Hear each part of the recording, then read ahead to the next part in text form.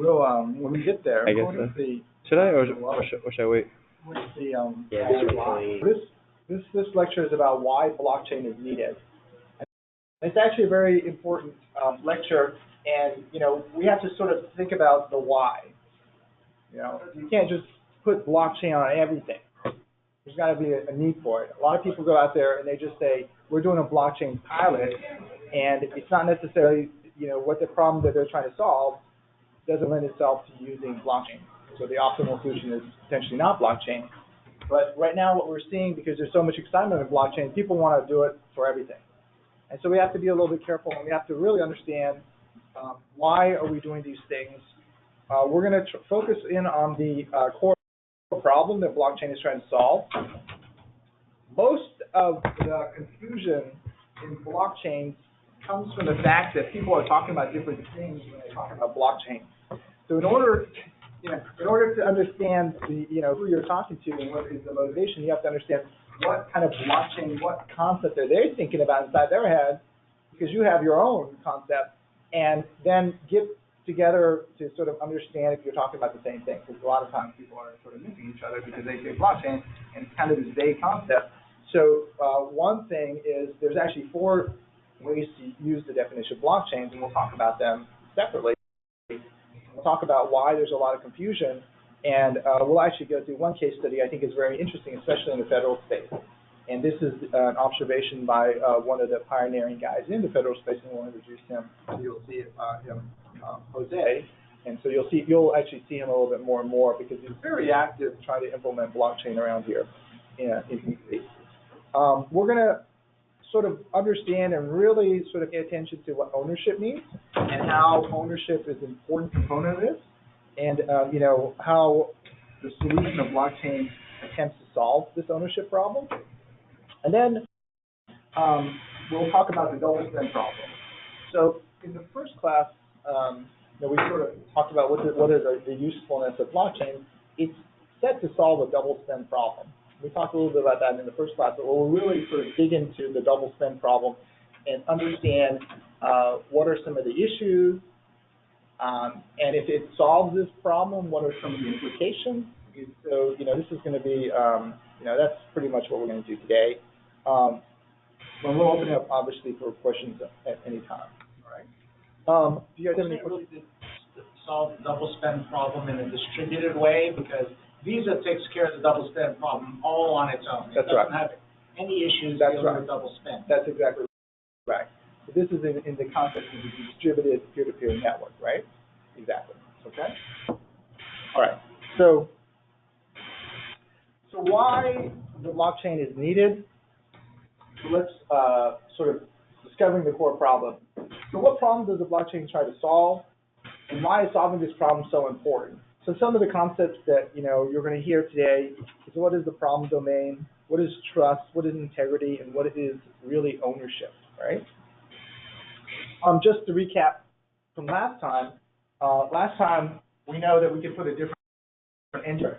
You can have a centralized or a distributed engine, and if you have a distributed engine, you put a different engine here, then you have to solve the problems in the non-functional aspect, which means you want to have integrity and trust, and you want it to be just as fast or even faster, and hopefully less expensive, right, than the existing engine that was in here.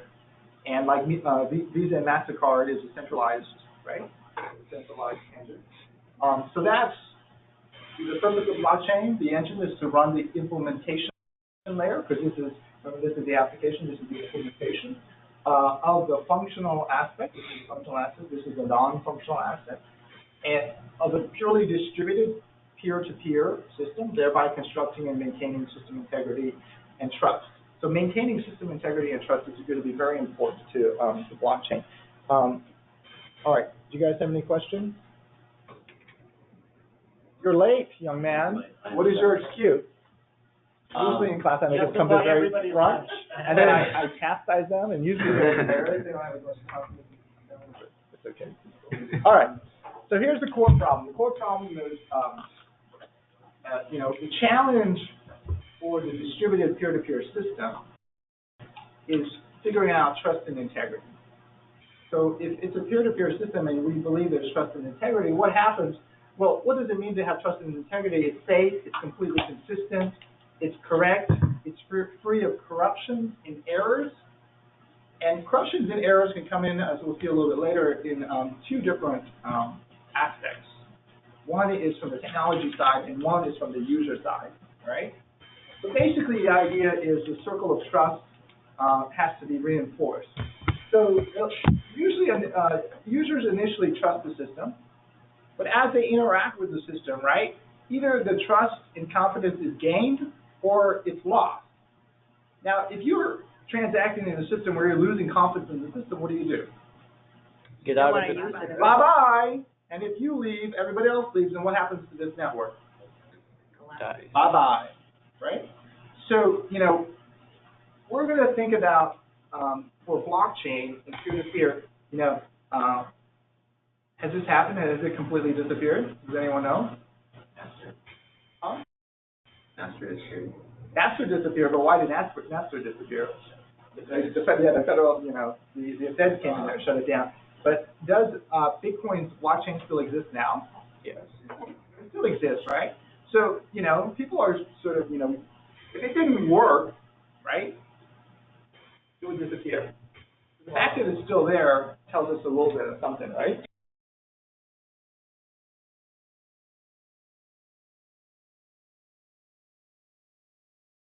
Can you make the argument by it reaches the point and says, okay, well,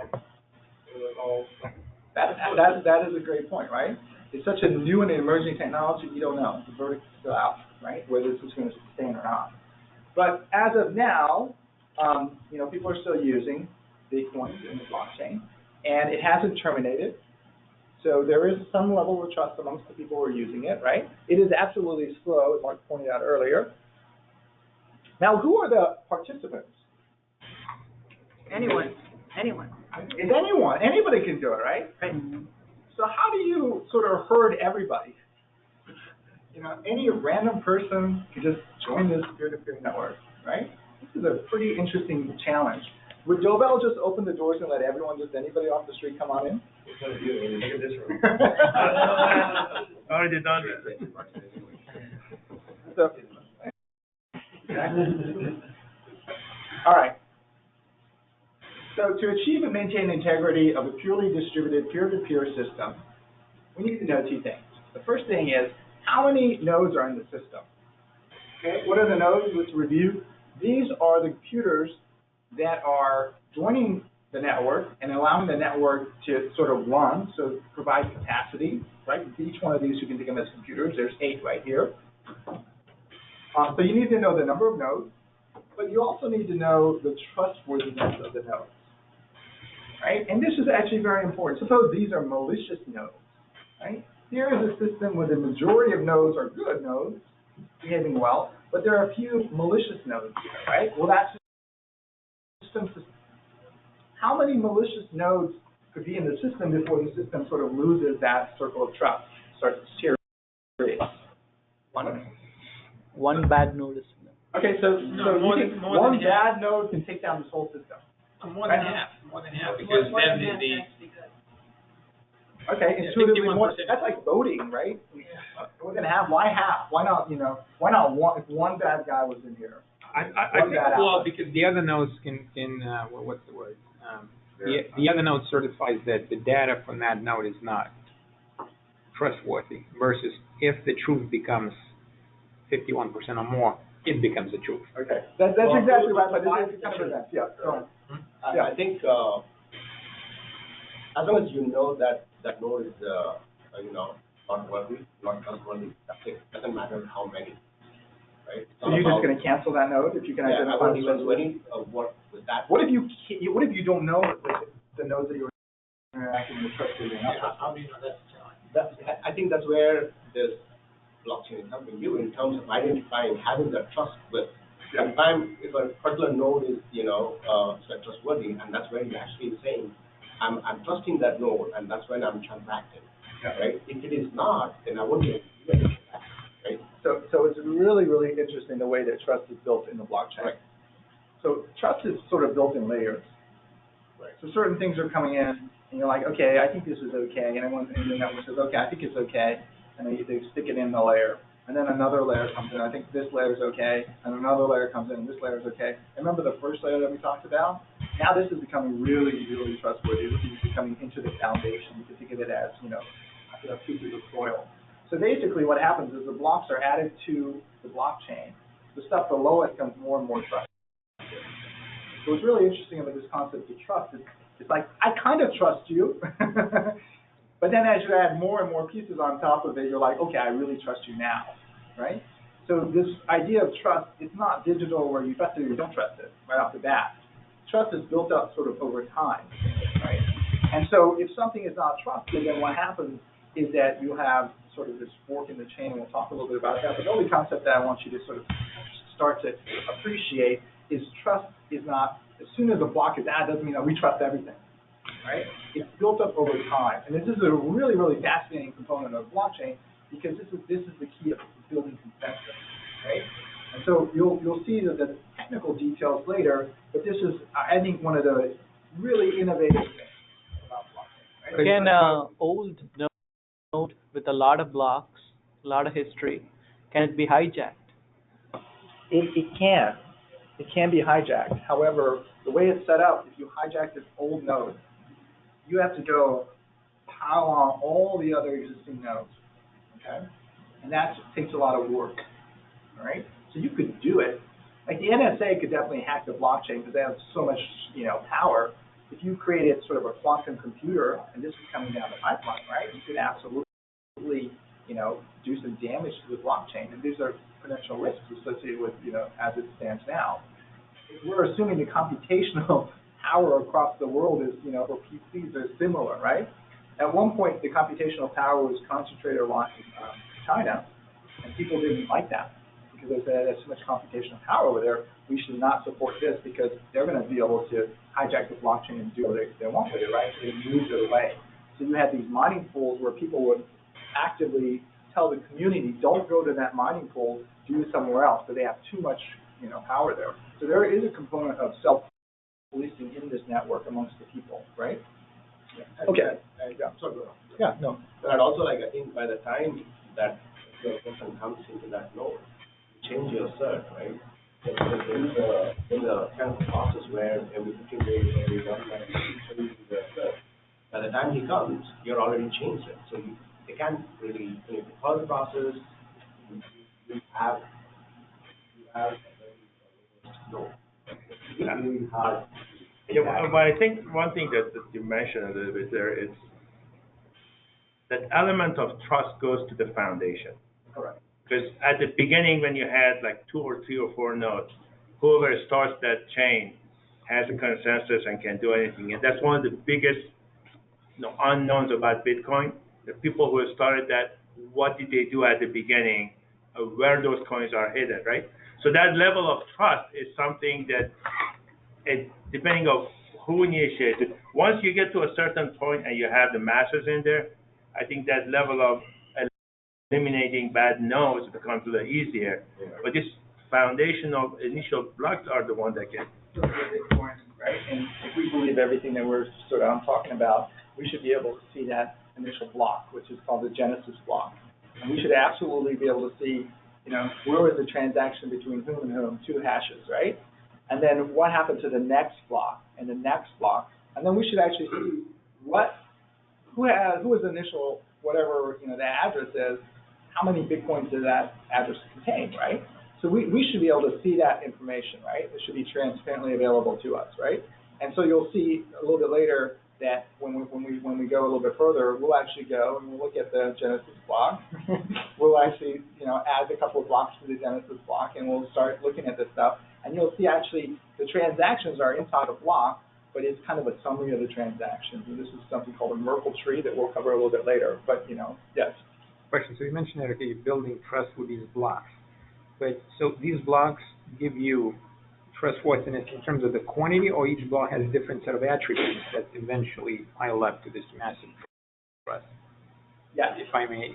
The question is, okay, first of all, what's inside the block, right? So let's just call it data for now, right? Mm-hmm. But the blocks have to have a timestamp, so there's a timestamp, right? And it has to tell you what number block it is, right? And it starts at 0, 1, 2, 3, so on.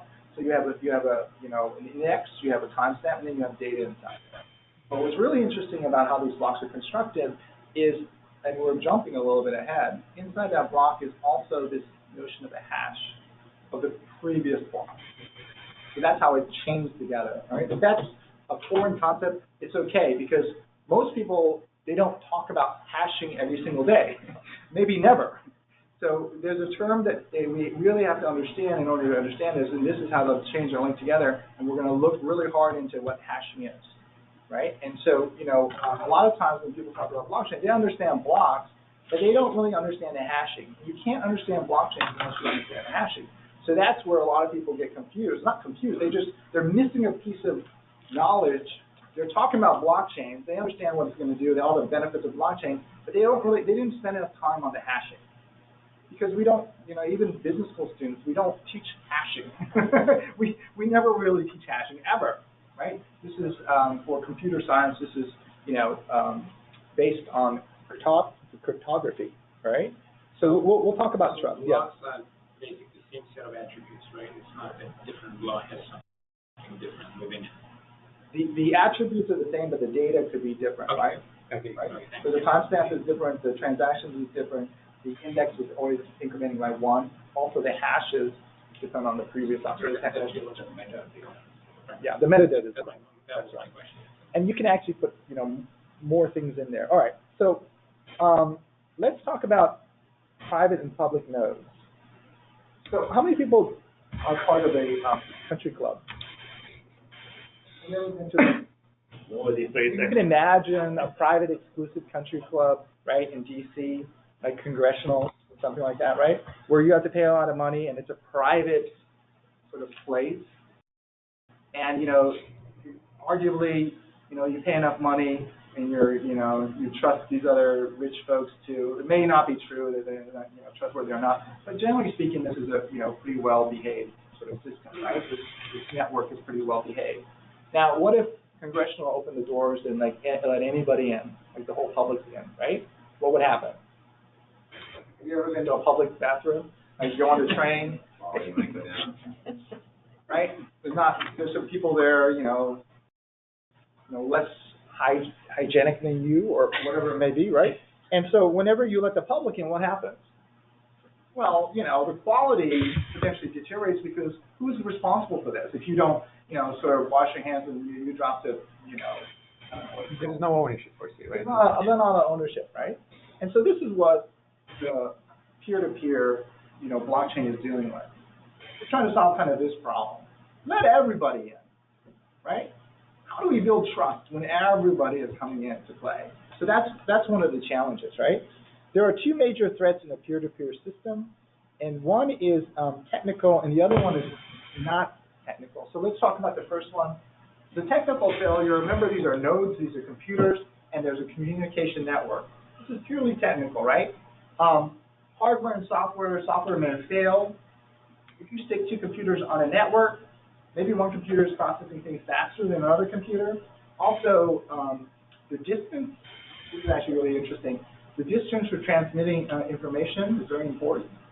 On Wall Street, one of the top hedge fund managers, David Shaw, was a computer science professor at Columbia, and he realized that if you put the computers closer to the exchange, you had an advantage. So literally, he put the computers right across the street from the exchange, right?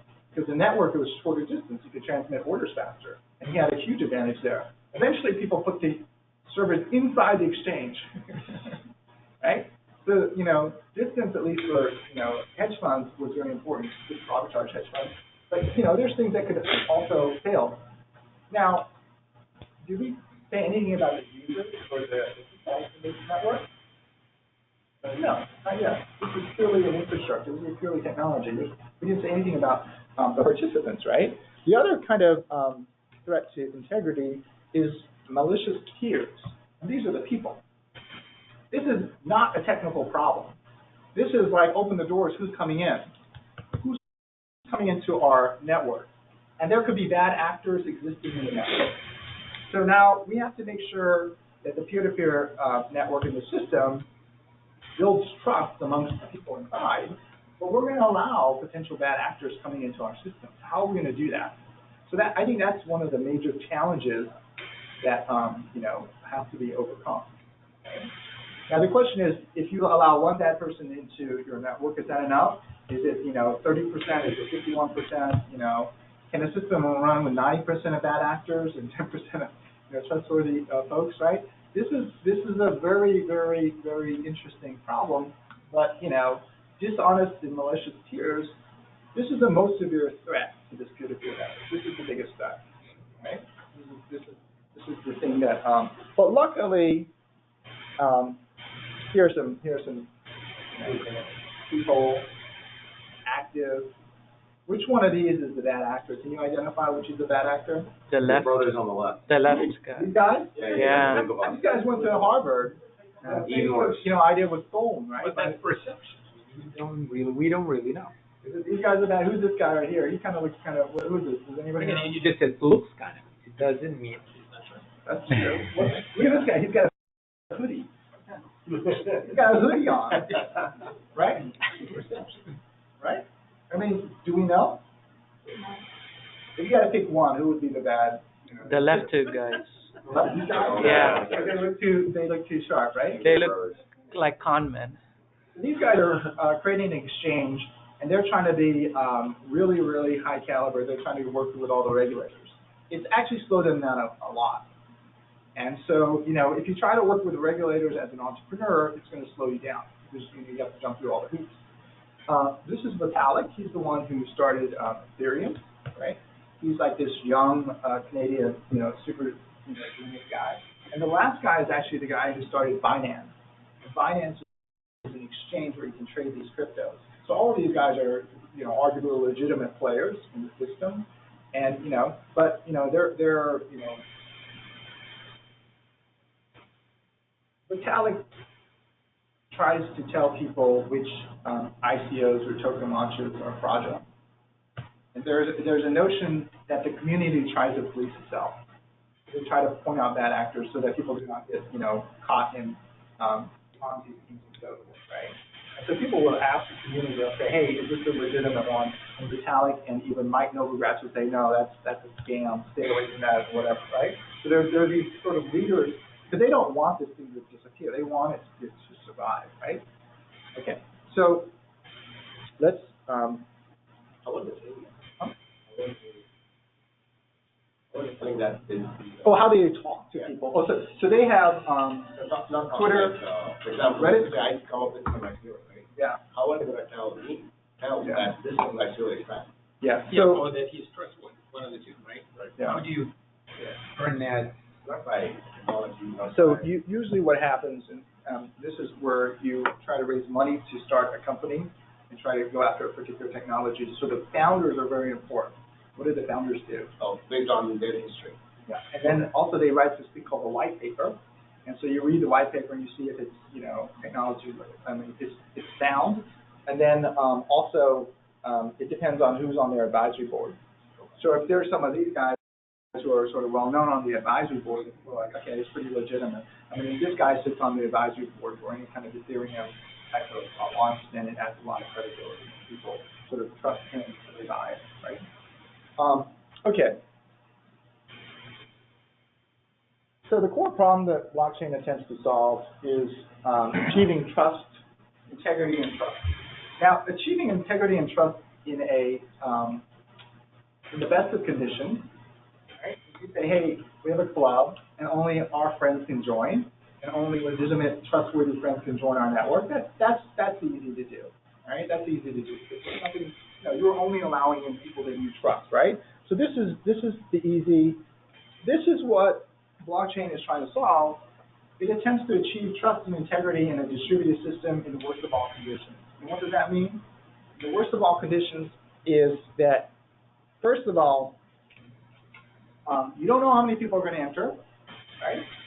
And second of all, you don't know what their intentions are. Are these good actors or bad actors? You don't know. Like, literally, you're just going to open up the door to the public. Anyone can join the network, right? It's completely distributed. You're not screening the people out. You're allowing them to sort of exist in this network, right? And so this is the big challenge that blockchain is trying to solve. All right. Okay. Luckily, this problem is not new. This is not a new problem. For computer science majors, this is a problem called the Byzantine general problem. Byzantine general problem. And what is that problem? So you'll hear this term, Byzantine's general problem. It's trying to solve the Byzantine general problem. And what is that problem all about? Well, it's actually pretty interesting. So imagine that there's two armies, Army 1 and Army 2, and you have to infiltrate the city, okay? And if you don't have a coordinated attack on the city is going to defeat the army, okay? So, there's enough people here added to the Army 2, if attacking at the same time, can defeat the city.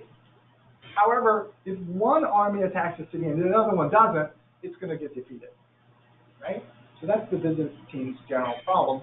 How do you coordinate and communicate this attack, right? And what other things could happen here? You could have many different armies, right? You can have some, armies that are not going to do what the general wants, right? And you could get sort of misinformation coming back and forth, right? So suppose that you have to send a messenger through the city, right? So suppose this army says, hey, let's go attack on Monday. The messenger goes through the city, and this general says, oh, attack on Monday. Okay, and he writes back, okay, let's attack on Monday, and he goes through the city, and all of a sudden it's intercepted, and that message is intercepted, and it says attack on Tuesday. And then it says, okay, let's attack on Tuesday, right? So, how are you going to solve that problem? So one of the problems is that these armies are nodes, and these messages are networks. How do you send a message so it doesn't get sort of tampered with in transit, right? So that's a very important, luckily there's a solution. But, these are some of the issues that had to be solved, let's say, right? Okay, so let's take a look at it. So I'm going to give you guys a PowerPoint presentation. There's a really nice article on Medium that will also go, it's very non-technical, but it basically explains the Byzantine general problem and the solution and what are the problems that can go wrong with it, right? So this is an agreement problem whereby a group of generals need to come to agreement in order to attack or retreat. The problem becomes very complex in the presence of treacherous generals, right? So they may try to be, have the other general, not have success. So they may say, oh, I'll attack on Monday. You told me to attack on Monday, and then when it comes Monday, they don't attack, right? So it could be very complex. Also, so there could be malicious peers and spotty connections, which is potentially a technical failure. Because sometimes the message may not even go through, or the message is too slow, and that could be latency to the system. So there's this concept called Byzantine fault tolerance, and it can be achieved if the loyal generals have a strategy of majority agreement. So this is the 51%. So if there's 51% of good people inside the network, and the way that blockchains is set up, it can work. Think of generals as the nodes, and the digital communications as the messenger. So that's the messenger. So blockchain has to be able to send a message. You'll see it's encrypted. And there'll be a concept of a public and private key in order to get this message across. And so that's where the encryption comes, is one aspect. There's another aspect of hashing algorithms in order to remove the blocks. So there's actually two places where encryption comes in play, right? All right. You guys have any questions? You could probably spend a class on the Byzantine general problem. I will give you also the original paper so you can read it. For people who are interested, you can spend a long time on there. But we're just going to cover this so you have a sense, right? We're not going to dive too deeply into it. All right. So the summary is people will join and continue to contribute to a peer-to-peer system if they trust it, and if their interactions with it confirms and reinforces this trust. Right? As soon as they start losing trust in the system, they'll leave. The two major threats to a peer-to-peer system, one is a technical failure, the other one is a malicious peers. The malicious peers is the most dangerous one, right? So these are the non-trustworthy generals sitting at the nodes. So achieving integrity in a peer-to-peer system depends on knowing the number of peers or the number of nodes, right? And if what is the trustworthiness of the peers? Generally speaking, we need at least the majority of the nodes to be trustworthy, right? So the core problem that needs to be solved by the blockchain is to achieve and maintain integrity in a purely distributed peer-to-peer system consisting of unknown number of peers and unknown reliability and trustworthiness of these peers, right? So open the door, we don't know how many people are going to come in, and we don't know if the majority are going to be trustworthy or not, right? And so that's the problem that this is trying to solve, right? Yes. I don't think are we getting to the conclusion that blockchain is, I know the answer is no, it's not the only tool that can solve this problem, right? What makes it unique? Because DNS propagation that goes throughout the whole internet is having the very same issue, right? You can have nodes that are malicious. You don't know how many nodes you go to. So the problem that it has been around for a long time. We're not saying blockchain is the only solution for this, right? We're just saying it's just a better version of the same. This is the first solution that solves the double spend problem. Okay. I think the first introduction of a solution that solves the double spend problem in a distributed peer-to-peer network. That's the glorious innovation of this blockchain paper. Okay. And so prior to that, people could not solve that problem. Yes, there was encryption, a whole history of encryption, right? Yes, there was, distributed network, and everyone understood distributed network.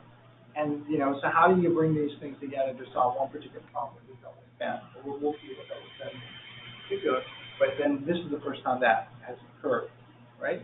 Now, remember, we keep talking about distributed peer-to-peer system, right? Distributed peer-to-peer system. A lot of times, like people are using blockchain, it's not a distributed system. Not everybody can join it, right? Sometimes it's permission, so you can only get asked to be a node, right? The theoretical original blockchain, as defined by sort of Bitcoin, is the door is open, right? And so this first premise, I think, is not sort of adhered to a lot of times when people ask, they start to do these prototypes on blockchain. The only question you have to say, hey, are you doing a prototype on blockchain? They're like, yeah, we're gonna put everything in a blockchain. You're like, great. So is it completely open? Can I join it? And they're like, oh, no. Only banks can join it, or only these organizations can join it, right? So then it's sort of, are we really talking about, blockchains in the pure sense? Probably not, right? So, that's one thing to sort of think about. It may have all the components of blockchain, but it may fail to be completely open and distributed, right? So that's what a lot of people, they talk about blockchains, but it's not really completely open and anyone can join it. So let's step back a second and let's look at the nodes. How many nodes do you think are in the current Bitcoin, which is a peer to system? A lot, yeah. Anybody know? Tens of thousands. Tens of thousands? Or hundreds of thousands? How many nodes do you think there are in this? This is a blockchain, the Bitcoin blockchain is so famous, you see it on the news every single day. Bitcoin revolution is going to change everything. It's going to change the way that we do banking. It's going to change everything, right? About how many nodes are there? Anybody? So, luckily there's a site, and I don't know if you can see this. There's 9,810 nodes. Pretty close. And they're distributed across. Do you trust this country right here? And a lot of the activity, is sort of on the East Coast. So chances are some of your friends are mining, right? Are your friends mining? Do you know any friends that's mining? And then in Europe, right? And then in Asia, but some of this stuff in China is very concentrated, right? It used to be very concentrated. So this gives you a sense, people are always mining in South America and so forth, even in Africa and all over the place, right? Now, what happens if, God forbid, we just chop out this peninsula right here? What's this? Anybody know? Kuri? Let's just dump North Korea and South Korea. Let's just chop it off the planet, all right? We're done with North Korea, and all the South Koreans are going to suffer too, all right? We chop this off, right? What happens to the Bitcoin network? Nothing. It is outlawed in the United States of America. All these nodes are dropped. What happens to the Bitcoin network? Right? So now this network is arguably, more powerful. How can regulators stop it? They can stop it in this country, but regulators can't stop it. They don't control these other countries, right? Right? So, people down in, where is it, Argentina, Venezuela, where there's hyperinflation, right? They're like, I'm going to trust this network more so than my own government. Now I'm going to put all my net worth or whatever the assets into the Bitcoins, because at the end of the day, my government may implode the currency here, but I could go to a different island over here, and then I can redeem my Bitcoins and I can have preserved my wealth. So, a lot of people, what they don't realize is in the United States, we're not worried about the dollar depreciating or inflating away, right? So, we don't have this problem in other countries where the government is putting too many of their own currencies in your pesos, really crazy. So this use of storing wealth or storing value, we don't really think about that so much, right? Well, so obviously in the Bitcoin world, the exchanges are key components, but they are not blockchain. They're just doing regular old bank transactions. Just one of the currencies they use is Bitcoin. That's right. So, but you have to sort of trust an exchange in order for the ordinary user to use this network. Unless you're mining, you have to use That's right. nowhere source. So if you mine, you get the Bitcoins right out of it. You get it if you solve their puzzles. But if you're trading, if you just have U.S. dollars and you're exchanging for Bitcoin, so that just depends on supply and demand, right? So if nobody wants Bitcoins, then the price of Bitcoin is going to deteriorate. But if everybody wants Bitcoins, the price is going to go up. So the equilibrium price of Bitcoin is determined by supply and demand in the exchange, in the secondary market, right? Yeah, but each exchange can be controlled by how many? So like there are there's exchanges. let's say 10,000 nodes. Yeah, There's probably only a couple hundred exchanges. that's right. There's not. Well, there's probably more, but the main exchanges are probably like 5, the main ones. Binance is probably the biggest exchange, and so there's a lot of trading there. In Binance, you can not only trade Bitcoins and Ether, ETH, but a slew of other currencies, tokens, right? And so that exchange is so profitable, it's crazy. They basically said we have too much money, so we're going to open up $1 billion fund, and every year we're going to invest $100 million into these token strategies, startup strategies, in order to help grow this marketplace, right? And so they're funneling even more money, which is the profits of the exchange, back into the economy or this ecosystem, right? And so, I don't know. It's interesting. So, are we going to get into the roles of exchange? It's a good question about exchanges, but I thought exchanges were only for like translation of Bitcoin to other currencies back and forth, whether you want to get in or you want to get out. So it's more like it's like the real money transaction that's associated with Bitcoin. But these nodes are actually nodes that participate. These are mining nodes. These are mining ones, yeah. They Mining, produce them. yeah. These are not exchanges, right? Right, that's what I What we mean. could do, and usually in class in the business school, I force people to open up a Bitcoin account and, put like $20, $100 in there, right? The only way you really understand this stuff is if you open up a small little account and you actually take your Bitcoins and you bring it to one of these exchanges and you try to exchange your Bitcoins for something else.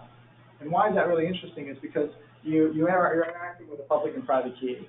You're worried about your private key like crazy, but you have to use your public key in order to send the money, and it says where do you send it to. And then you have all these different multi-factor authentication. So Google Authenticate, you have to use, username and password. Usually they ask you, know your customer, so you have to take a picture of yourself with your driver's license and passport, right? And so all this really interesting things happen. And then what you'll realize is Binance is a really big exchange, probably pretty trustworthy. However, there's clones of Binance that look like exactly like Binance, but you shouldn't trade on that because they'll just steal your money. There's also other exchanges that are not as credible. And so you can actually get your dollars into Bitcoin and bring it into Binance, and then you can take your Binance and you can buy other, you can have the Bitcoin, you can buy other currencies. You can actually transfer that money to a different exchange and buy even smaller currencies or tokens. So usually, if you're a startup, you issue a token, And Binance is not going to let you put it onto their exchange. So you list it on these smaller exchanges. And if you have enough volume of trading, then you can ask Binance to list your token on their exchange. Once you list your token on Binance exchange, now you become very liquid. Your token becomes very liquid. So startups, they try to, get a credible team together. They come up with a really interesting idea that's going to change the world, and then they try to raise money. And they raise money through the community, and they receive back or bitcoins, and they use that in order to pay their programmers. And then they start developing their startup. And then what they want to do is eventually get their tokens listed on a major exchange, right? And so that's the finance component that's happening right now, and it's drawing in a lot of activity because people are actually, leaving their current jobs on Wall Street and joining some of these fintech startups in New York City and receiving payments from the tokens. So it's interesting. It's definitely impacting, a lot of MBAs in the old days when I was going to school wanted to go to Wall Street, right, and be an investment banker trader. Now they want to be like, fintech entrepreneurs, right? They're not as interested in going to Wall Street, right? Does a mining node have to be online always, or should? Oh, this is a great question. So, Mark's mining. What if he turns off his computer? What happens? You just drop it, right? So, you don't have to be on all the time, right? Like usually what happens if you're going to mine, you usually join a pool mine. Usually that pool mine has other computers on it, and they're using your resources, and everyone gets a small piece, right? If you just try to mine yourself, it's going to be sort of like I'm just pool mining. You're pool mining, right? Right. Okay. Good. Yeah. So at about 25 cents a month. So don't don't quit your job. Don't quit your day job anytime soon, right? So, Yeah, but technically it's still feasible to set up your own mining node. Yeah, you may not find anything, but you can, if you have enough resources and a good internet connectivity, you can download and install your node, right? So if you want to learn about mining, we have an intern. Come to the cave. His name is Josh. He started today. He set up our mining rig. Josh and I, we decided to do a mining operation. We bought 5 GPUs, okay? And then we started mining, and he set it up. Ethereum, we made about half an Ethereum per month. We're still making about half an Ethereum per month. It can cover the electricity, right? It can cover electricity. It's like literally sitting down in his basement. His parents are nice enough to let him do this as a sort of intellectual exercise. It was very interesting when Ethereum was like at about $1,000, and it's not so interesting now that Ethereum is like sort of hovering around $400. Right? We'll cover the electricity bills, so we'll pay off expense. But the fixed costs are kind of high. Cost was about, I think it was about like, $3,000 to get started. It took us almost a year to pay off the fixed costs. And now, hopefully the Ethereum price will go up. That's an example of our little exercise. But I do have a friend who actually mines, and he generates 150 Bitcoin each month up in Canada. And the company that he works for is a publicly traded company, so you can actually look at it. It's called Riot. RIOT is a ticker, and you can go visit the website. And you can actually see they have videos of the mining operations there. If you want to take a look at sort of professional mining, and you can find them on mining as well. And mining is not a complicated thing. Basically, you want to go to somewhere cold with cheap electricity. Reykjavik. What? Reykjavik, Iceland. Iceland, yeah. So there's mining operations there. That's the optimization, and then just make sure that nobody sort of messes up with your mine. Okay. So that's the first part. The second part, I think, is much more, this is where the confusion is. So when you go out and you interact with potential clients who talk about blockchain, it's very important to understand what they are talking about when they say blockchain versus what you're saying blockchain is, right? This is where the confusion happens. You talk about blockchain, and like literally, you're talking about two different things, right? And so like, why can we not understand each other, right? What is going on here? I'm telling you what I think blockchain is. I'm using the term, but you're not getting what I'm telling you, and you're telling me something. I don't understand what you're talking about, right? So this happens a lot, right? So here, there's 4 ways to define what a blockchain is, and we'll talk about it, and we'll go actually to one really fun example. And first of all, blockchains can be the name of a data structure.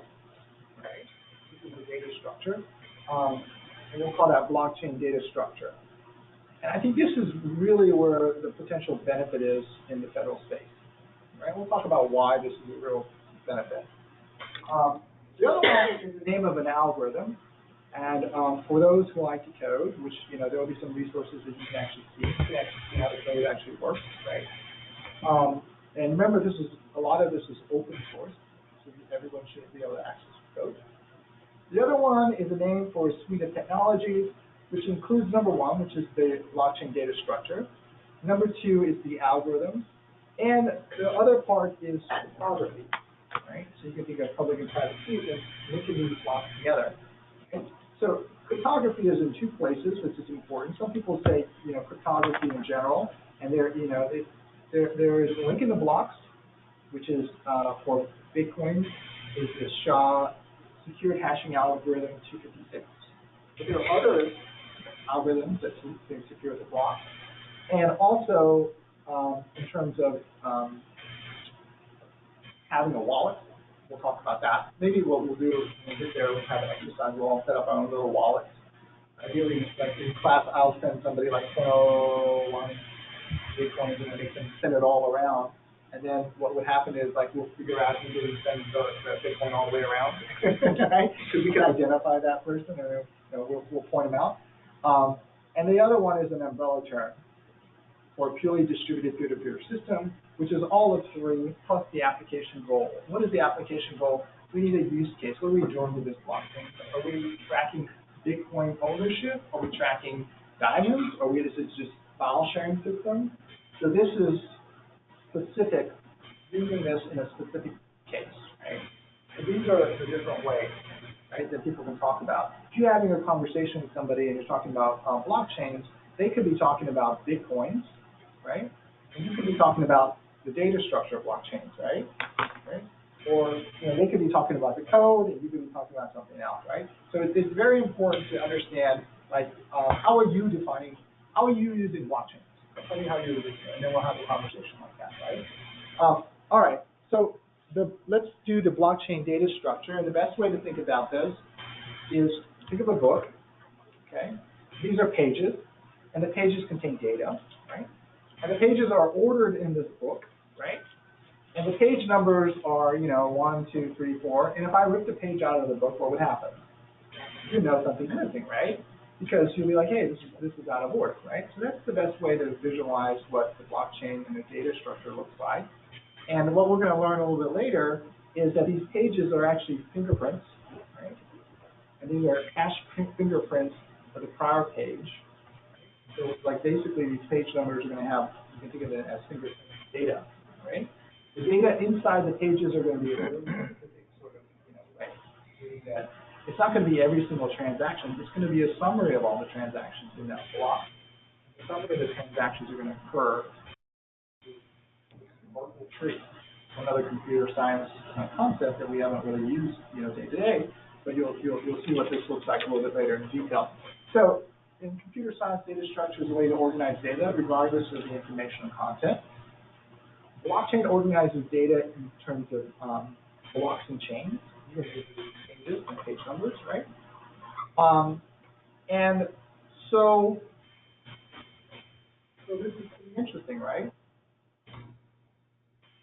Well, you mentioned that you would notice if a page was taken out, but blockchain also notices if you put in a different page for page 23. Yeah. So that page 23 would have the same. That's right. It could have the same content. It could have the same previous page number as 22, because 23 is the same as the next page. That's the readable part of it. This is what Think about just being a plastic page, you cannot write on it anymore. Yeah. So this is Once you have it. When you pull out a page in the blockchain, all the pages after it completely change. If you stick in a page in a blockchain, then all the pages after will completely change. So the integrity of the book will completely change. So everyone was like, whoa, this is not the same book I have. Remember, everybody who has a note has a copy of this book. And now, you look at the book, you're like, hey, that's not what I have.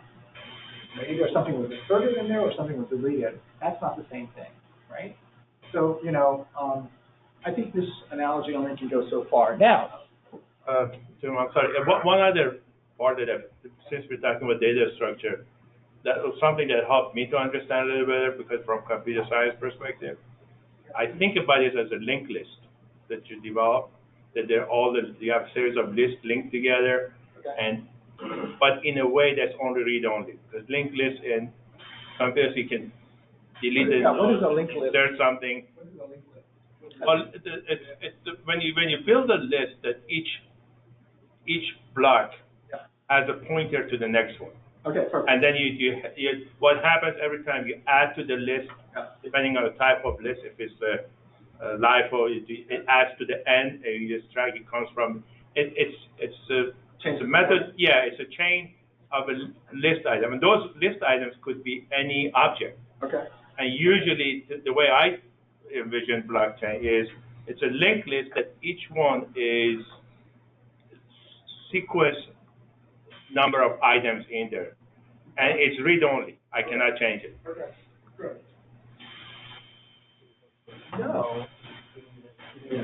All right, why don't we break and have some food? I know you got 3 more, but give it all the questions.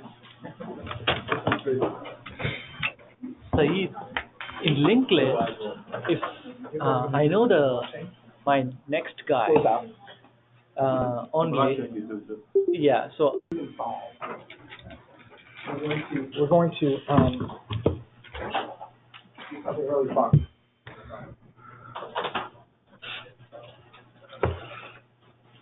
Apparently, this is a book from Harry Potter. If you guys are wondering. All right, are you ready? Is everybody here? I need your full attention because we're going to disrupt the government, but in a positive way. Okay, so we're going to think about blockchain data structure, and I'm going to introduce a case study. This is called a RETA model, because he's one of the thought leaders in the government after David. So this is Jose. You're a nice guy, a real fun guy. Associate Deputy Assistant Secretary. I don't know what that means. Senior. HHS. He's got a flag. I don't know. I'm going to take a picture with a flag. I can show him for it. Anyhow, here's his observation. Number 1. There are a lot of data fiefdoms in the government. And so what is the data fiefdom? they hold data and don't share. This is Professor Liew. Isolation. He has his data. He's worried about his job. Pushes everybody away. Can I access to that? No. It's too complicated. You won't understand it. You won't understand it. You cannot understand it. I can help you.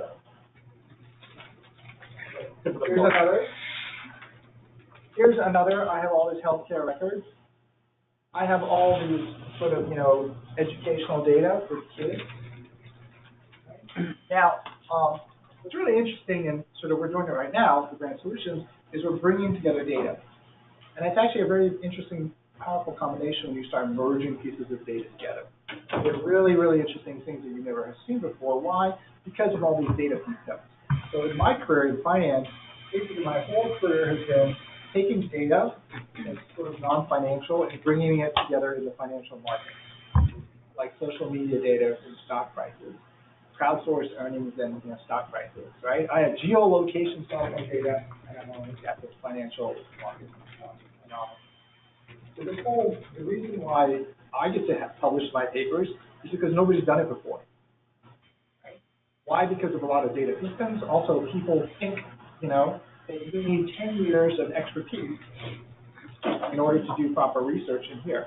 So if we could, imagine if you could combine healthcare records with, educational data, with social economic IRS data, whatever it may be, all these things across all the parts of government, what kind of interesting things you can sort of come up with, right? And there is some effort to do that, but, because of these data systems, it's very slow. So in order to do it, you're not really going to see much effort.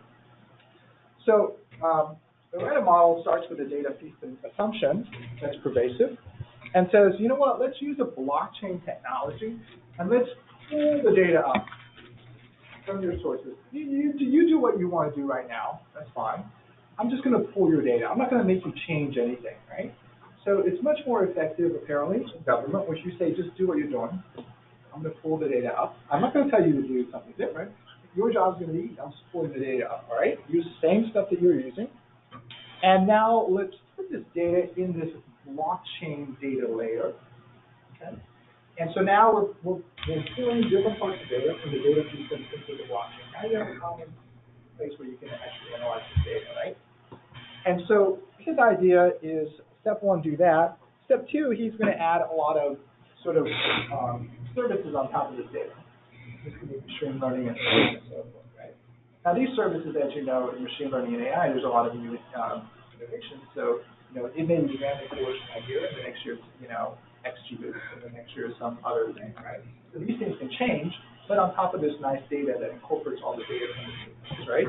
So that's his idea. And when he talks about blockchains, right, he's talking about this big data structure, right? So, yes. So, but there's still an element of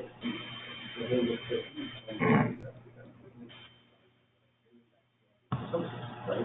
Absolutely. You're still kind of dependent on that If functional you data. bring into the loop the subject matter experts, even more powerful, right? Because you're getting the whole. Exactly. Yeah. You need some guidance from them, right? Correct. Just taking their data is probably not enough. You Not want enough, them to be participating in the conversations in terms of coming up with a hypothesis in order to create things that are useful. At the end of the day, you want to create things useful, right? Mm-hmm. This is not just a research exercise and publish a paper. You want to solve a business problem, right?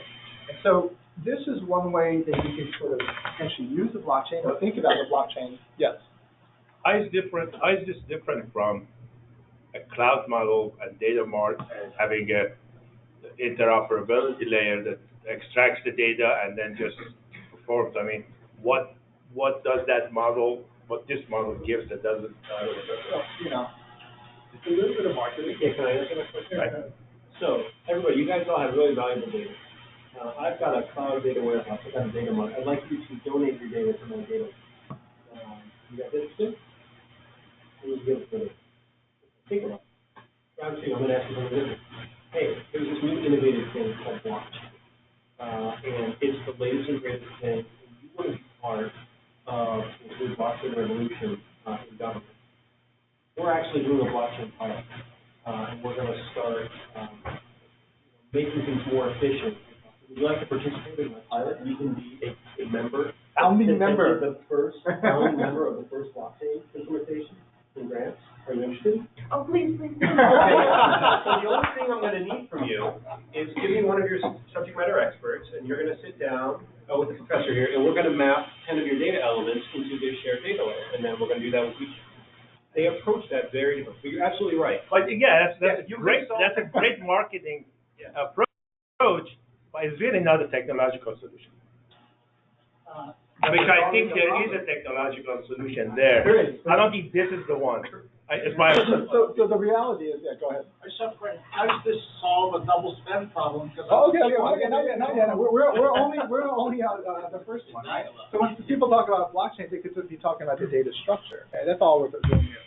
We haven't got to the double spend problem, but there is a component of excitement, right? And there is a component of I want to be part of the blockchain revolution. I want to be participating in this thing. And I'm hearing from up higher, down low, everywhere, you got to be thinking about blockchains, right? Now, if you say, come along, we'll learn together, and we have these seminars that you can participate. Now you're an active process. You're part of this. And if we see a lot of efficiency gains, you're going to take a lot of credit on this stuff, too, because you're part of this new sort of revolution. People get very excited. And there's a little bit of, I think, to an extent, maybe at the end of the day, when we fast forward and we look back 10 years, what did blockchains really do for the government? It pulled the data from the data systems and it allows people to sort of use it across organizations. Maybe that will be the contribution. I don't know, because we'll see. But we don't know. But I am seeing more excitement sort of in this component of it right now. I have yet to see a working blockchain, in production. Maybe it's in development, but yet in production. And we'll see. Time will tell.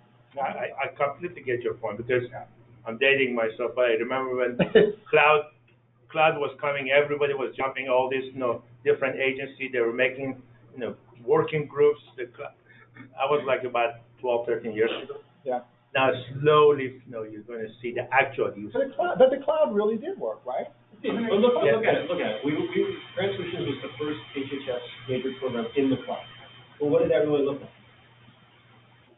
Yeah, I mean, we basically it was a different data center for us initially. Yeah. And it's really now 7 or 8 years later that we're actually, our applications actually benefit from that, as opposed to, okay, so say you don't have to drive to Sterling anymore, or we're at Culpeper, because one of the boxes we were renting at the data center went out, and so they put a new one in. Now, but the first year, we were basically just paying somebody else to host our iron.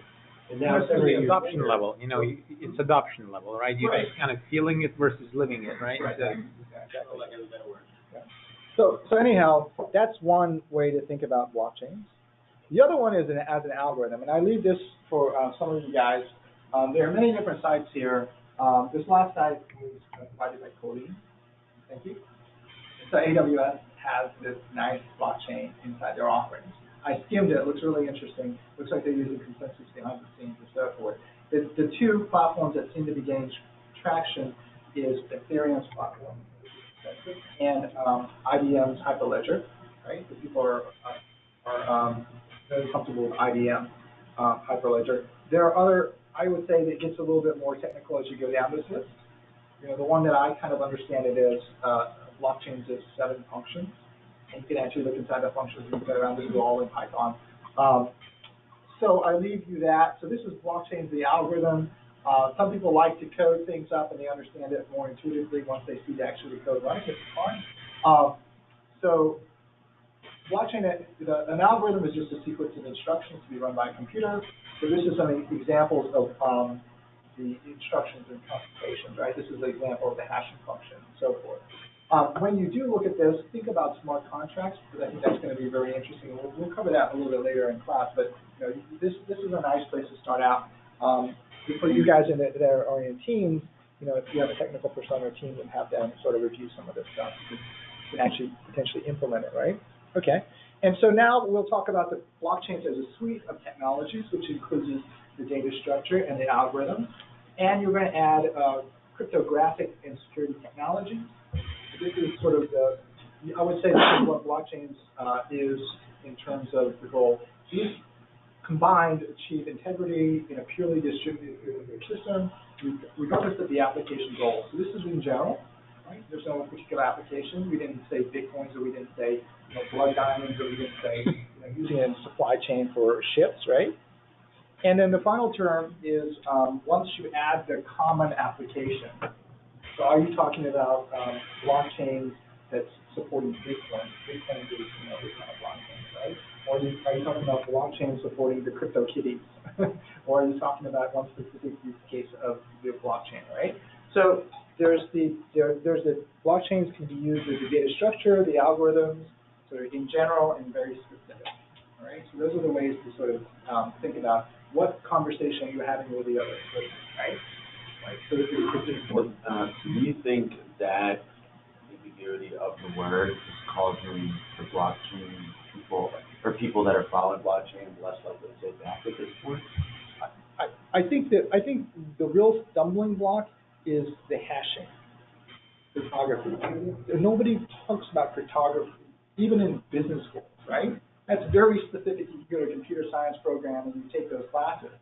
That's not, well known. When I learned this stuff, I was like, what?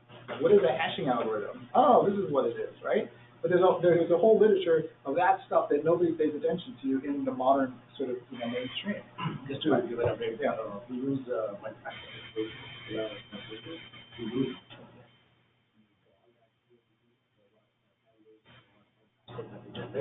using a hash. Same concept in using blockchain. But the technology has been there for a while. In other areas, people use it. As Professor Liew was mentioning, they matched up the hashing algorithm and the distributed system together. That's where the blockchain came from. Yeah. Right? Yeah, absolutely. I mean, I definitely get that. It's just when you talk like to So, this so point who's with- making money in blockchains? People who are teaching it. I'm not saying it, really. Yeah. Anyone who's enabling people who are trying to use the blockchains, they're making money, right? So the educators like McKinsey, Consensus make a lot of money just teaching corporate America about blockchains. The actual use cases is still, we're waiting for that next big use case. We haven't seen it yet. And it could come from the government, right? So if we can figure out some interesting use cases of blockchains and implement it, and I think the only way that you kind of figure it out is you just do pilot some stuff and try it out. You learn the nuances, yeah. And authorities and in general, like major CTOs and CEOs, they take information. There were like 2,500 pilot projects that they started. In that, hardly one of, actually there are two actually they went to production in 1 year's time, right? A lot of pilot everybody tried to put in, but not really area of actually operationalize that. Yeah, absolutely. So, that's telling you how much excitement there is, but the reality is we haven't seen a lot of new successful use cases. It's not to say that this can't make this work, but, I think a lot of people are twisting problems just to say they can say that they're doing blockchain something, right? Okay. So let's talk a little bit about managing ownership. So ownership is enforcement of ownership rights. It serves as a core element of many societies, right? Managing ownership is a multi-billion-dollar industry. Banks are managing who owns their money inside the banks and securities. Insurance companies, custodians, lawyers, and courts. There's a whole group of, industry participants that are dealing with a problem whenever there's conflicts in ownership, right? Whether it's property rights, whether it's cars, whatever it may be. Blockchain can potentially disintermediate the incumbents here and dramatically change the way we manage ownership. And so we'll sort of talk about how that happens. A lot of people think of cryptocurrencies through what Bitcoin are, right? Could be anything. Could be anything. That's why people are getting so excited. Who owns what brand? It could be literally anything that you could think of. You could put. If you can own it, right?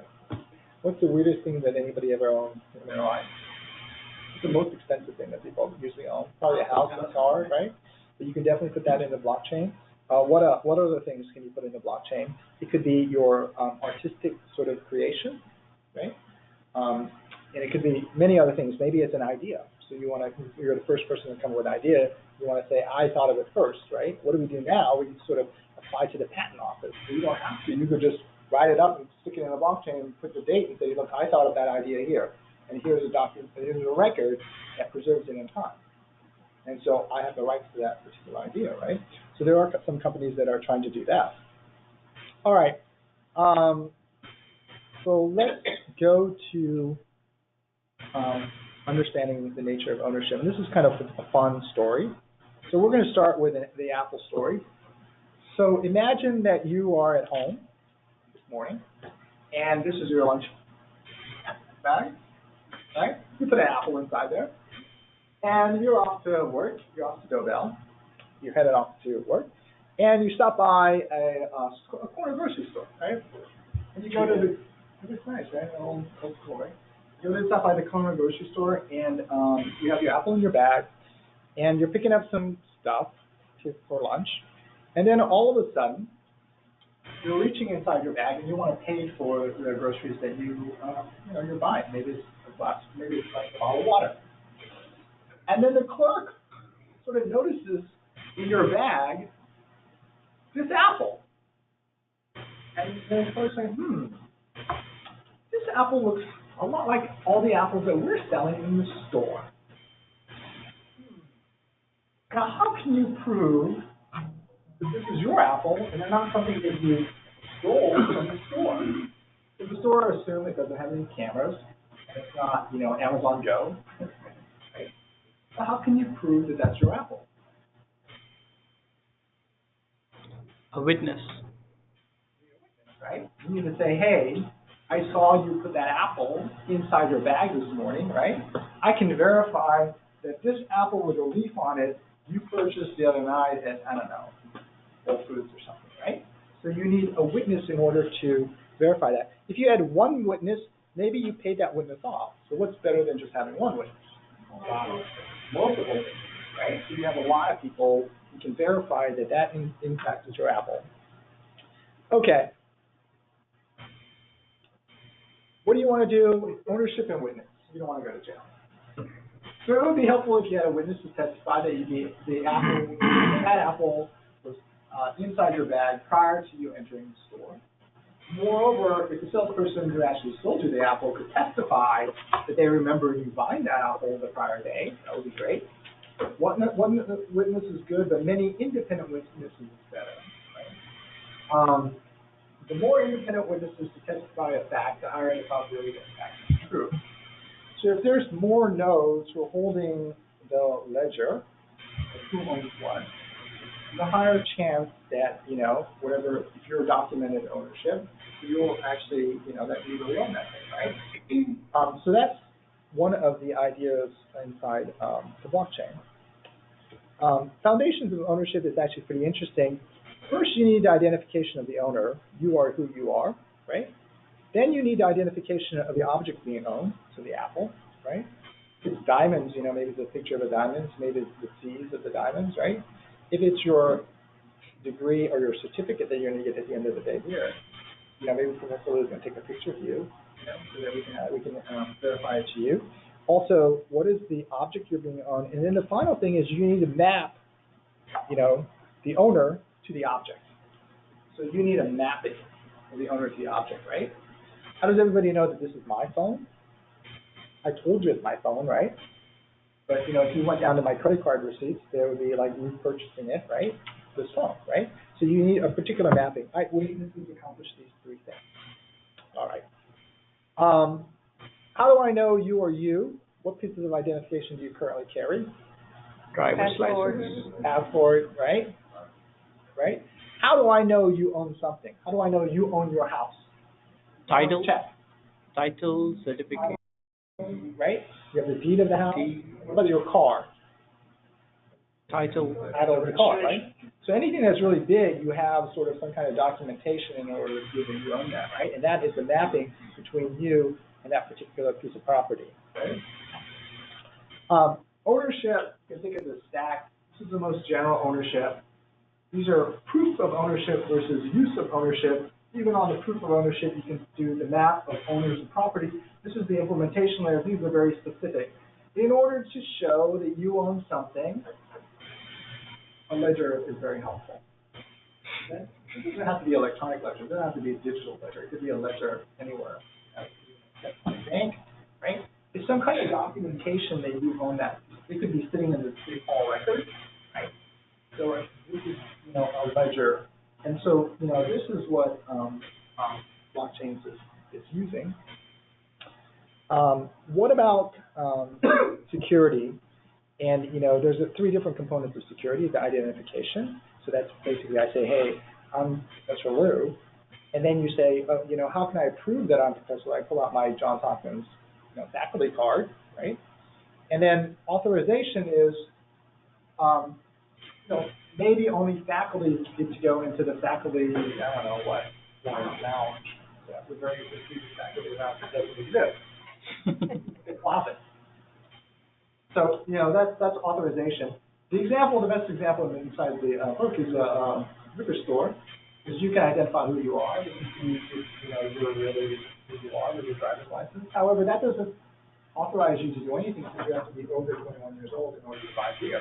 So you can be identified and authenticated, but you're not authorized to purchase because you're too young, right? Those are the concepts of security. Here is the ledger, and this is the really fun tension that exists in a ledger. And suppose it's append only, right? What's the difference between proof of ownership and transfer of ownership? You own your house, but can you sell your house? Yes. Why? Why can't I sell your house? You don't know. How do I know you own your house? You show me the document, right? This is the proof of ownership, right? Over time, this should be very constant, right? Unless you decide you want to sell a house. Someone else can sell a house for you except for you. But what happens when you're selling a house? Then what happens to this ledger? It gets updated. Right, it gets updated now. It gets changed, right? But only you can change that, right? Once it's changed, then what happens? Then it stays with the owner of your house, right? So the ledger has this really interesting tension because, number one, it's very transparent of who owns what, but also it's very private because you're the only person who can change the ownership of your house, right? The other thing is, proof of ownership, you're reading the data. I'm looking in the ledger. Okay, there you own your house. But when you transfer ownership, you're writing to the ledger, right? So this is reading to the ledger, just to check the ledger, if you own this. This is actually appending or writing to the ledger, right? What about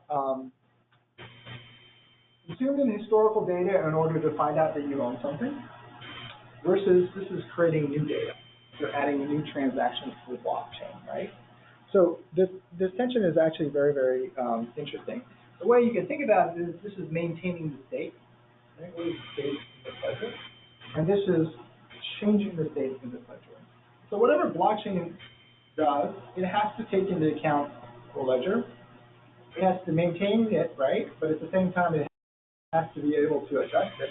The only people who can really adjust it is the owners of those things, right? So ownership is very important in order to make changes to the blockchain. All right. Now,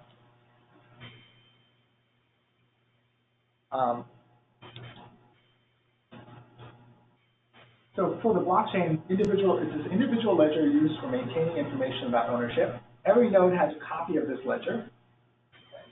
So if we have any questions of who owns what, as long as we have the same copy, we're looking at the same truth, we'll know very quickly that whether I own this house, I don't own this house, I own this Bitcoin, I don't own this Bitcoin. The blockchain algorithm is responsible for letting the individual nodes collectively arrive at a consistent state of ownership.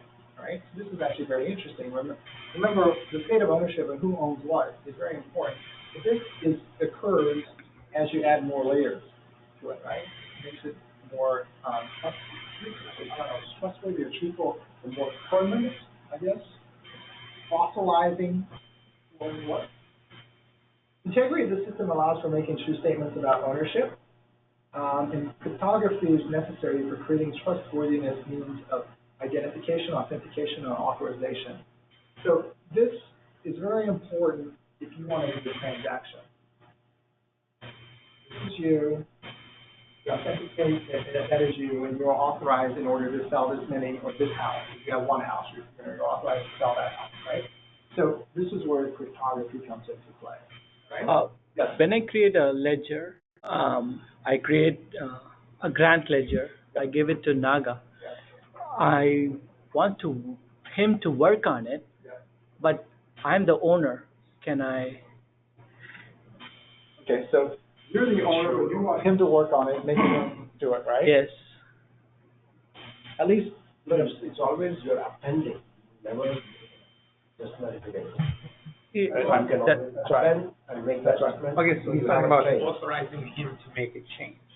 To append one, he can. No, only okay. So just to be clear, the ledger can only be appended. Okay. Yes. If ownership is transferred, it's just another line in the ledger.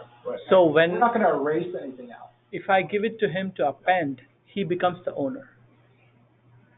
It's co-ownership, though. As soon as you say, I'm the owner, Right. you're changing it, then this is not it's distributed ledger. You both have copies of it. That's right. Every time he makes a change, you get a copy of his change. Every time you make a change, he gets a copy of your change.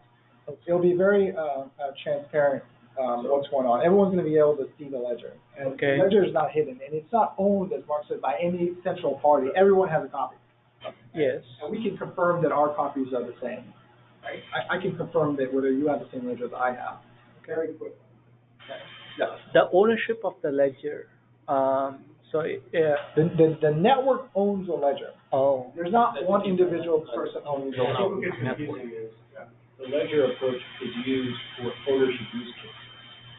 You know, Yeah. it's who owns something. Yeah. Because ownership transfers, like in a house, if you own a house in downtown DC, it might have been built 150 years ago and it's changed hands every 10 years. And so you could use a distributed ledger to track all the ownership changes. But I don't own the ledger and you don't own the ledger, but network owns the ledger. Exactly. The assets that the ledger describes their own. That's correct. Not the ledger Itself. itself. That's correct, yeah, that's correct. Yeah. I think when it comes to the blockchain, when we talk about verification and authentication, it's very complex when it comes to the worldwide blockchain. Like, for example, I provide my ID and I live in Senegal. So how you can authenticate that ID is like the authentic one.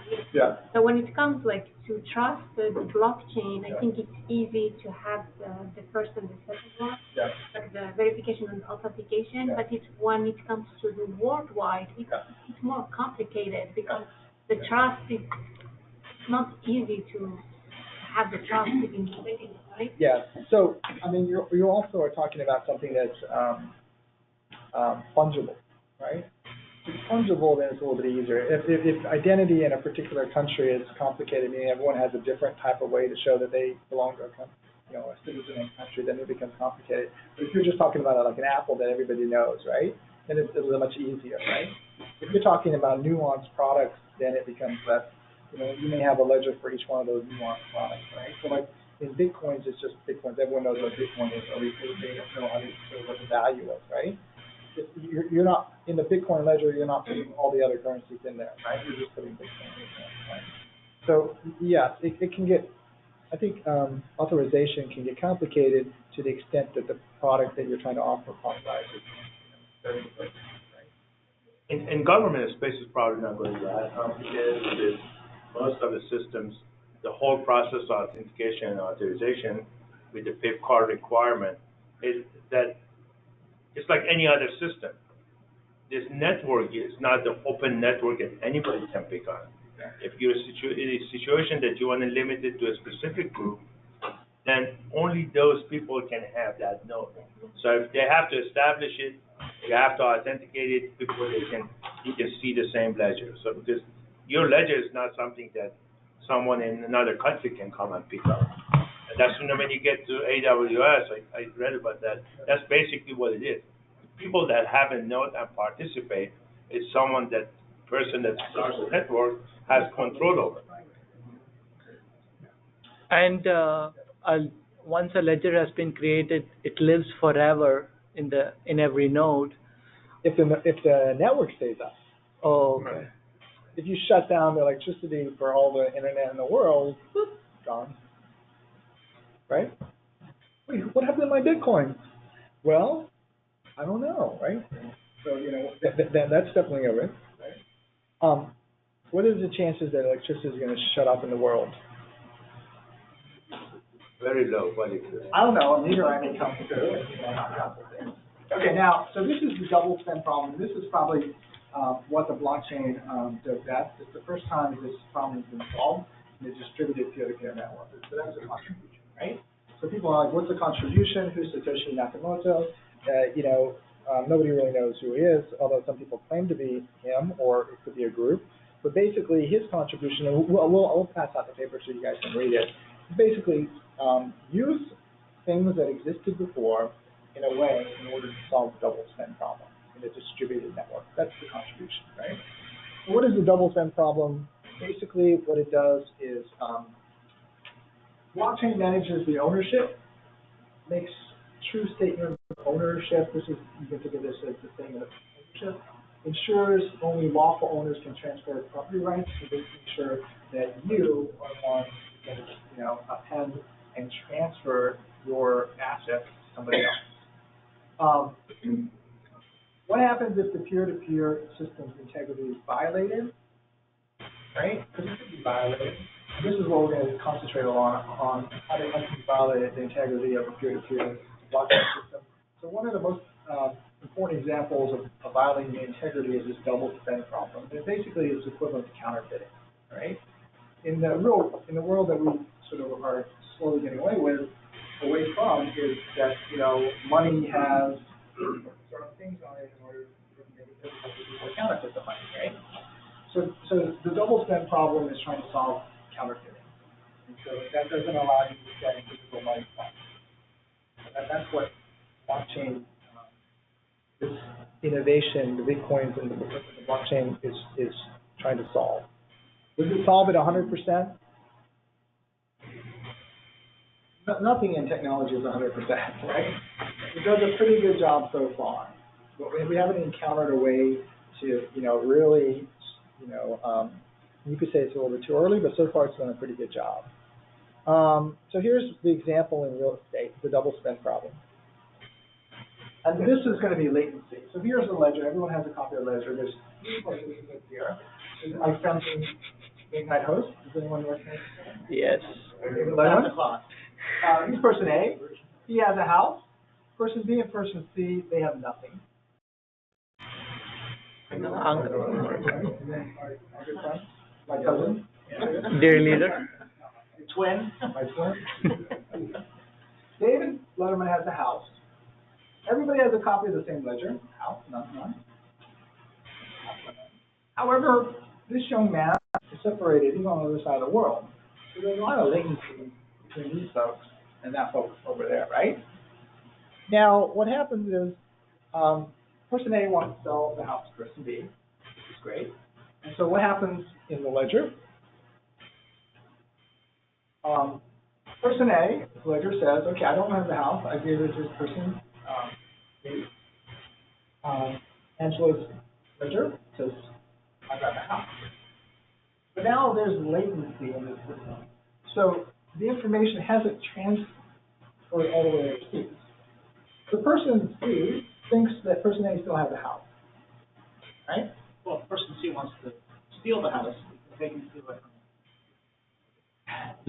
Let's suppose that He's gonna buy it. let's just suppose David Letterman is a bad actor here, and what he's going to do is person A is actually going to sell the same house to person C because that person C thinks person A still has the house. Okay? So what happens then? Suppose that David Letterman is with it. You have the house here, okay? But then you also have the house here. So David Letterman has double spent the house. Assume that he got the money from this person, right? And they also got money from this person. And the reason why the double spend occurs here is because of latency in the system, right?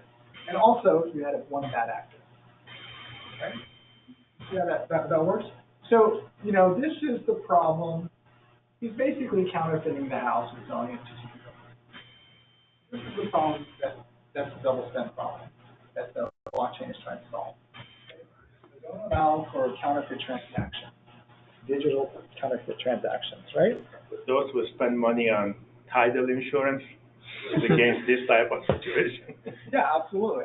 So there are other people in the ecosystem that are providing trust, right, and charging the fee for the trust.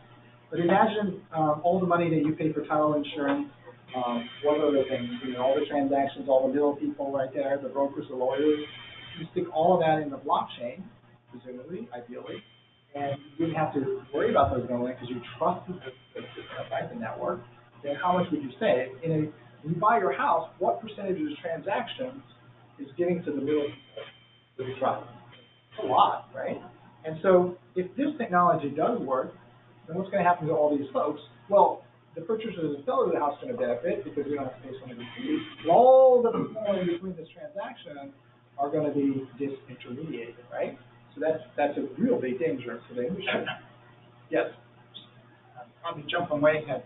But when you do a transaction, there's things going in two directions. I mean, when you're transferring Bitcoins, it's just you're recording a transfer of Bitcoin, but there's probably something else of transferring back, like you're buying the house with Bitcoin.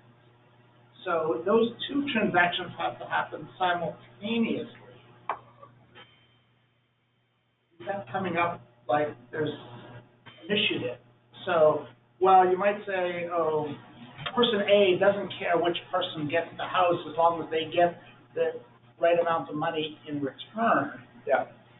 So I think the way it works is if you had the house, I can't sell the house to you all.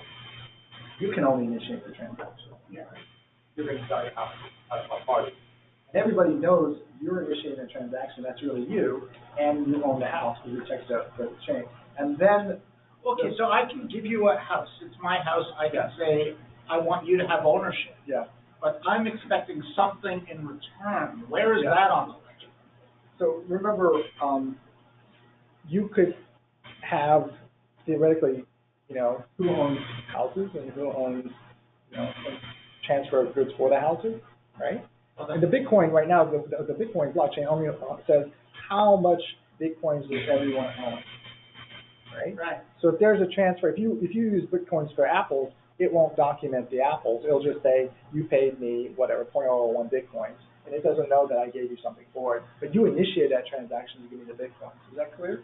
Right. The other part of the transaction. So you come into my store and I take. So Bitcoin. I should get the apple before I send you the Bitcoin. Absolutely. That's why you have escrow. In real estate, Yeah. whenever you do a transaction at closing, you don't give the money to the person. You give it a Give third it to party, a they hold it. trusted third When party. it's recorded, then they release the money. But that problem is not solved by. No, actually, blockchain. Actually, it is. good. Blockchain. It is. It's all about- trust the blockchain. Yeah, it's all about whether the commodity or those products are in the blockchain. Like, let's just say if the Apple is in the blockchain, yes, then we can actually have that data. But if the Apple is not in the blockchain network, that's when you have these kind of transactions. But it's all about, That's absolutely right. You want to receive the goods and services before you release your Bitcoin. Right. That's where the smart contracts come in. Well, Or could. You could absolutely put that, escrow in the smart contract, all right? And then so what happens to all the people in the smart contract, the escrow industry, right? Who set up those deals, right? And well, let's, Some of these are new. International trade, you want to buy something from another country that you don't even know the laws are, you get the letter of credit. Money is not released to you before you actually show this that you put the product on the ship, and then the bank is going to release it. It's always somebody in the middle that's watching that transaction. And blockchain, in my view, is trying to say, by having everybody watching this transaction, you can build this trust. that's a good way to put it, right? Because basically the whole network is watching the transaction, right? We all have a copy of that, and we know what did what, right? And so we're all vigilantly watching this. So it's hard to cheat the system when everyone's watching, right? So that's a really nice way to put it, So right? what happened with the malicious mouse? Like, for example, if I want to send the same offer at the same time, so I'm initiating two transactions at the same time. So what happened in that? So what happens is they find out who you are. Here is your address. It says, does she have the apple? Right? And it says, yes, you have the apple, right? So you suppose you have one apple. And then all of a sudden you do a transaction over here, right? And it adds to the block. And you do another transaction over here, right? Now you have two different transactions. Now what's going to happen is which one's correct? So over time we add more blocks. And we add more blocks. And we add more blocks. And all of a sudden this is more credible. So this was the true transaction. And this one gets started, right? So what happens is that you could do that, inadvertently send it through bases.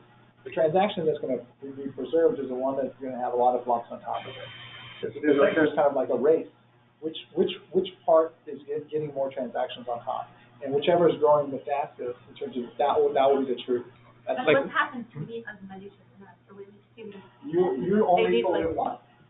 This person doesn't get it, right? In practice, I've seen the second transaction is not going to go through. Yeah. Because at that point, you're not the owner anymore. As soon as you make the very first transaction, ownership is transferred. You try to do the second one, it's going to double check that you're not the owner. You cannot make this transaction. Because there is no delay in registering the house with courthouse. That takes 10 days. In the old days when banks wouldn't check the checks, in the 70s or 80s, there were people that would actually go around with the checkbook and write multiple checks. Okay. So the merchant had no way. As long as they established it, they gave the product, and it would all bounce. But nowadays, they have a system. They check their account before they actually give you the merchandise. So blockchain is immediately going to verify that you're not the owner. You cannot sell it to us. Yeah, but I think my point is like going back to the chart. So if I'm doing that malicious transaction at the same time, somehow you are saying like if the first one gets built more blocks, so this is a trusted one, and even I'm malicious because I tried to do like two transactions at the same time. So how we can like eliminate that malicious? No, you still exist there. You can be a malicious player and try to do two transactions at the same time. Only one's going to exist, right? And so whoever you do that transaction with, that transaction is going to be nullified. So that they're going to be like, well, why did I give you the service? You're supposed to pay me. You never paid me. But that impacts your trustworthiness.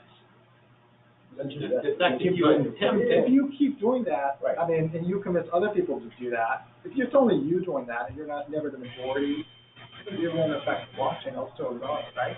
If you convince all your friends to start doing it, if you convince 51% of the people who are trading on the blockchain to be sending out double transactions like crazy, then I'd probably affect the, it would definitely affect. But you have to convince them, right, to do it. And there's no criminal implications. There's Right? You can just randomly. I mean, people will sit there and they'll manipulate the price of Bitcoin whenever it reaches like something 500, buy it like crazy. And there's been documentations, like an academic said, people were like buying and supporting Bitcoins in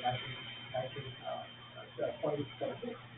So whenever Bitcoins were falling at like a 500 level, whether it's 1,000, 500, 1,500, or whatever, people would just all collude and buy like crazy whenever it hit 500. So every time it hit 500, it would be moving up.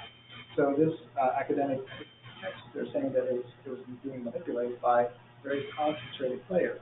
Remember, there's some blockchain Bitcoin holders who have a ton of Bitcoin, so they're mining really early.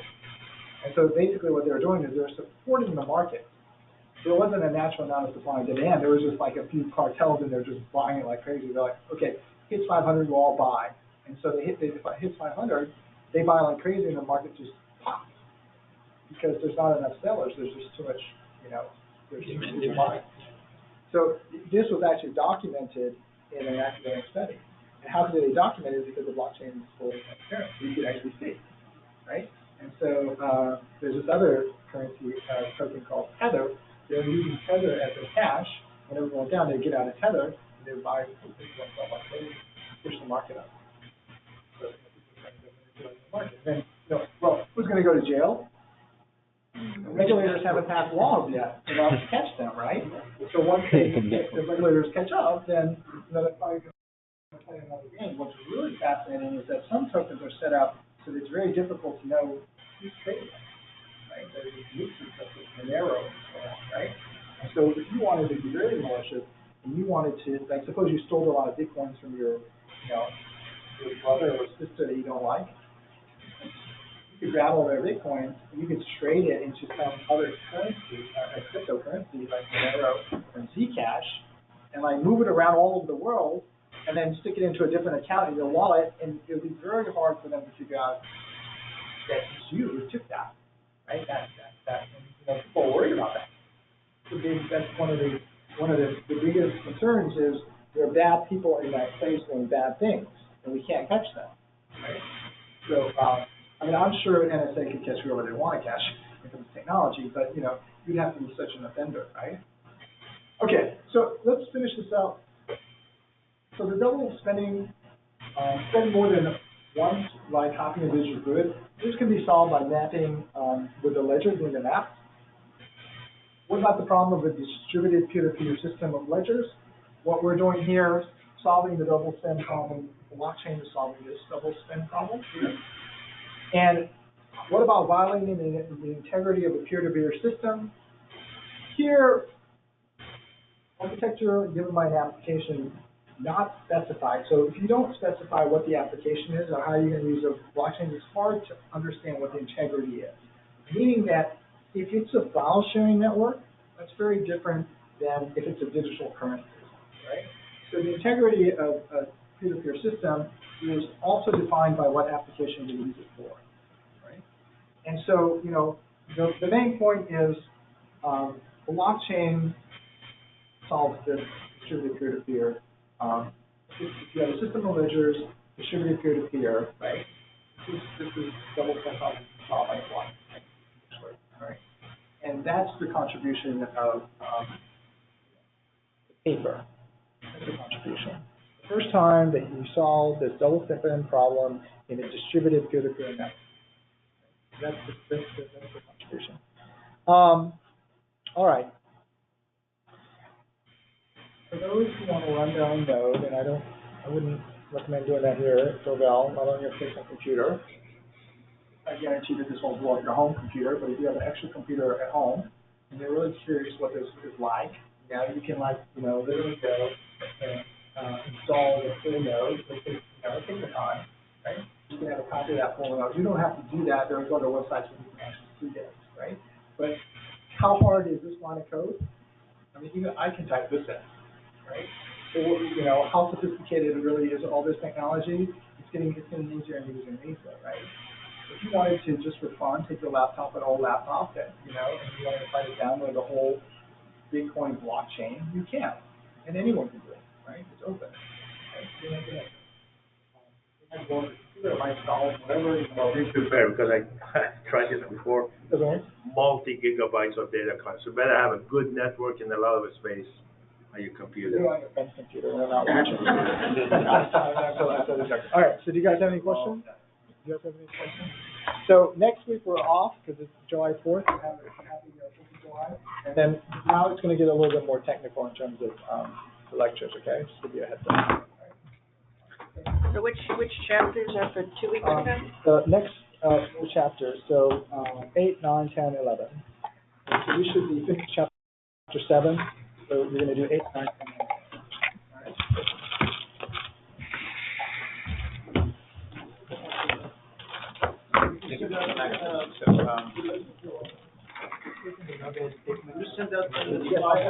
right. I'll send it out. Where are you going?